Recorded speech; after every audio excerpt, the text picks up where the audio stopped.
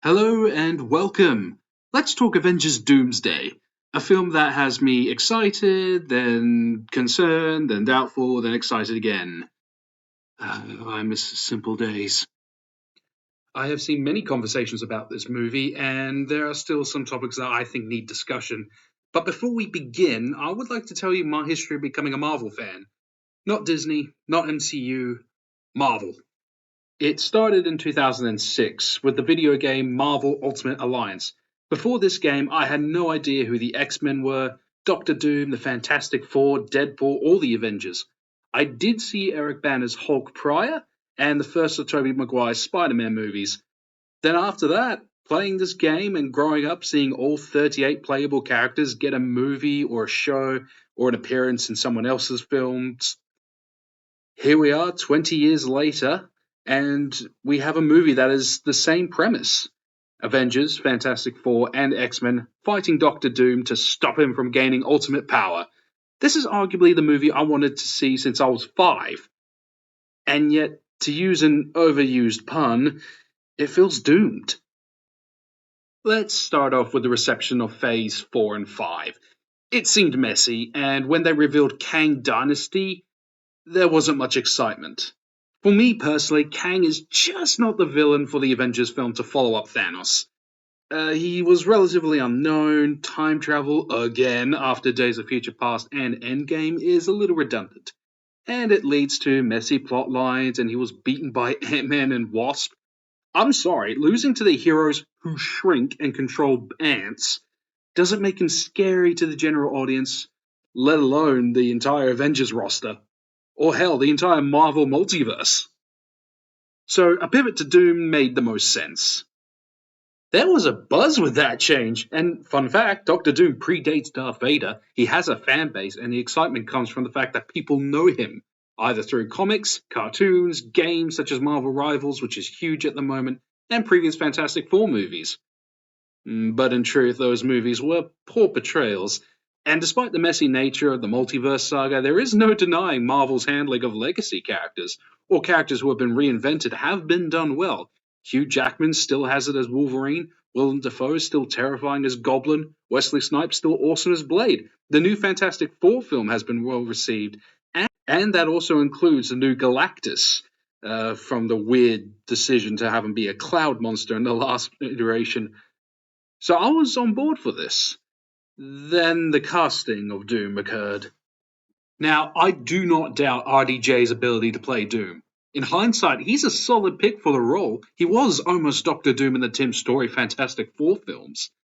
However, the concern is in the writing and what the writers decide to do with this casting. Me personally, I don't want to see a variant of Tony Stark in a green cloak, nor do I want them to address that it's the same face. Actors playing multiple roles in the same project is nothing unheard of.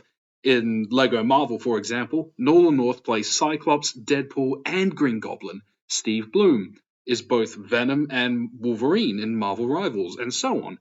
I want to see Victor Von Doom, rival to Reed Richards, survive an explosion that leaves him scarred, master magic and technology, rule Latveria, maybe even form a villain theme. There's a couple villains in that casting: Magneto, Loki, Mystique, and Namor. Hell, why not even throw in the leader? He needs some redemption after Brave New World. I want to see the build-up before he gets cosmic power, as the previous iterations just had Doom gain space powers from the get-go. Either from the cosmic rays that the Fantastic Four got their powers, Silver Surfer's board, or the Negative Zone and Fant Force Stick. And since this is speedrunning to Secret Wars where he becomes God Emperor, it could be a rush narrative. Granted, like I've said earlier, Doom has popularity, so in theory you could skip his origin, kinda like what they did with Tom Holland's Spider-Man. And we could see Doom achieve godhood throughout the film, as opposed to being in films leading up to this. But this narrative brings me to concern number 2, the ensemble. So, the chair reveal. Unlike everyone else, I didn't know about the live stream. And I can imagine how annoying it was for React channels and news outlets, seeing one name on a chair, 15 minutes later, a recognizable theme, another name, and repeating this 25 times. Instead, I saw a YouTube post saying that Simu Liu, sorry for the mispronunciation, is confirmed for Avengers Doomsday. And I thought, okay, cool, I like his movie, I'm glad he's coming back. And I saw that during Smoker at work. Then, when lunch came around, I had another look and saw Alan Cumming and James Marsden. I didn't believe it. So I searched for the source of this information, and I found the stream after it was done. And admittedly, this was just odd. Seeing some of the obvious actors for Thor, Fantastic Four, and some of the heroes like Shang-Chi, Shuri, Sam Wilson, Captain America didn't feel too surprising since they made the most sense they've all had a film. And Doctor Doom is the greatest enemy of the Fantastic Four, so it made sense to have them in. Then the Thunderbolt actors started showing up. And I was like, okay, well, this kind of spoils that film. It had stakes before I learned that everyone but Taskmaster was making it through. Truly a great film, but it did lose stakes with their announcement. Then the X-Men names rolled in, and I went from boredom to confusion to excitement. And I think this is the same for everybody else. Everyone was like, oh, this is so annoying, till the X-Men name showed up, and they were like, this announcement kicked ass. But as is true with anything that brings excitement and positivity, there is discourse, especially about the X-Men cast. Now, I have heard that when Disney first acquired Fox, they weren't allowed to hire new actors for the mutants until those contracts had ended. And I have seen Film Speaks videos asking why not start fresh with them already. That seeing the classic actors in the comic accurate suits make the new actors less special. He obviously knows we are getting a new X-Men post Secret Wars, with a potential reset like the DCEU to DCU, so for me, let the original actors have this ending for their characters. Might as well end everything we knew growing up for new actors to grow in the new reboot.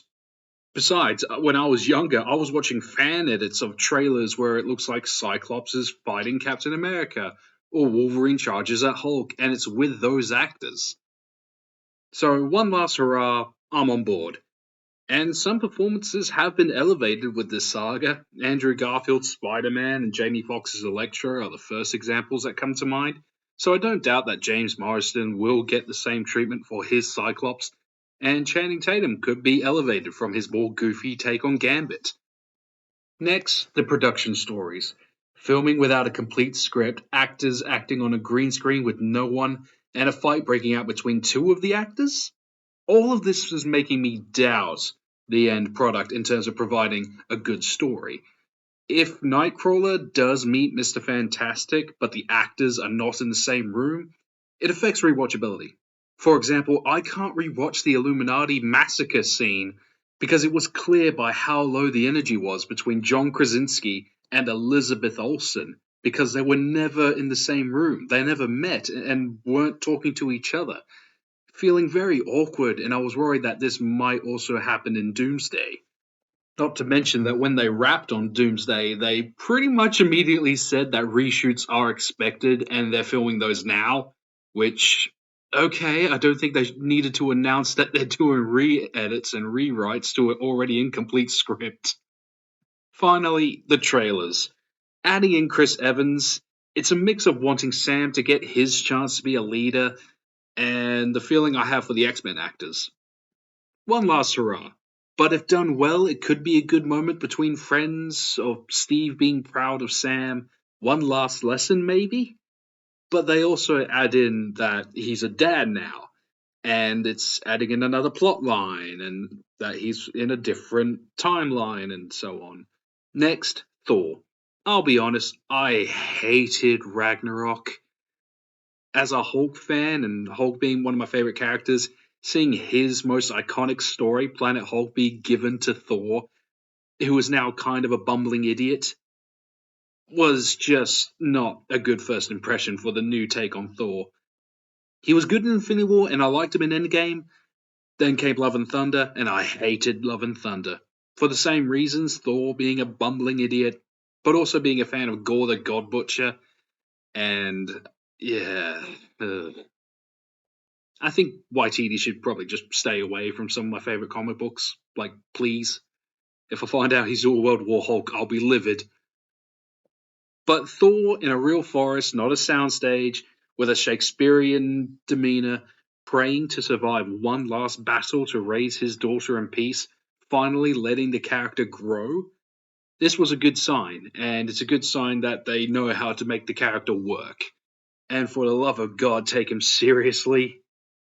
Then the X-Men trailer. Once again, finally seeing the X-Men in comic accurate suits, Cyclops wreaking havoc fighting off Sentinels is awesome.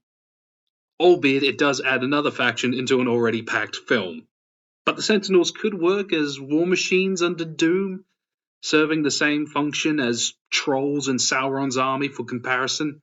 After that, Black Panther and Fantastic Four, pretty decent.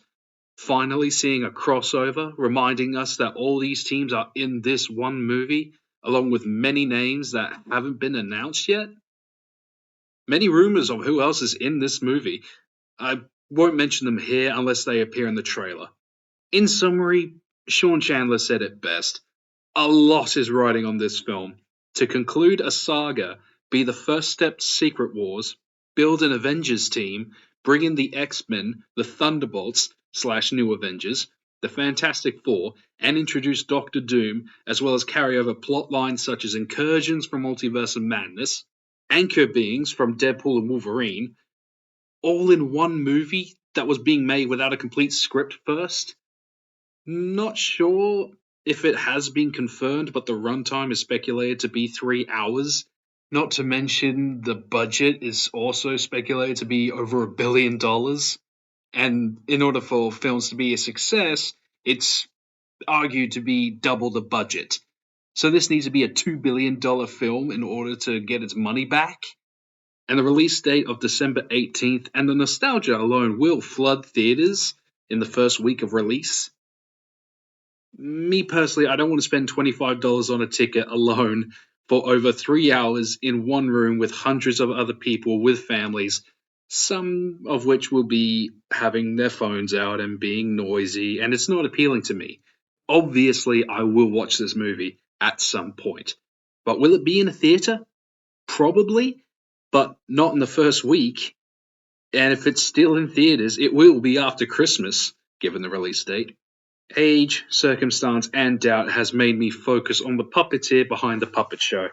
I want this to succeed, I want to be proven wrong, and above all, I want a good story. One that I can just fall into and be swept away from the troubles of the real world, rather than just wait to watch the fight scenes on YouTube. It doesn't need to be great, just remind me why I loved Marvel 2 decades ago. Anyway, what are your thoughts?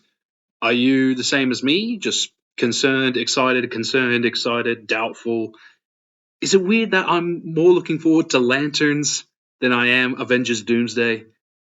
Comment below with your thoughts. Thank you all very much for listening. Signing off.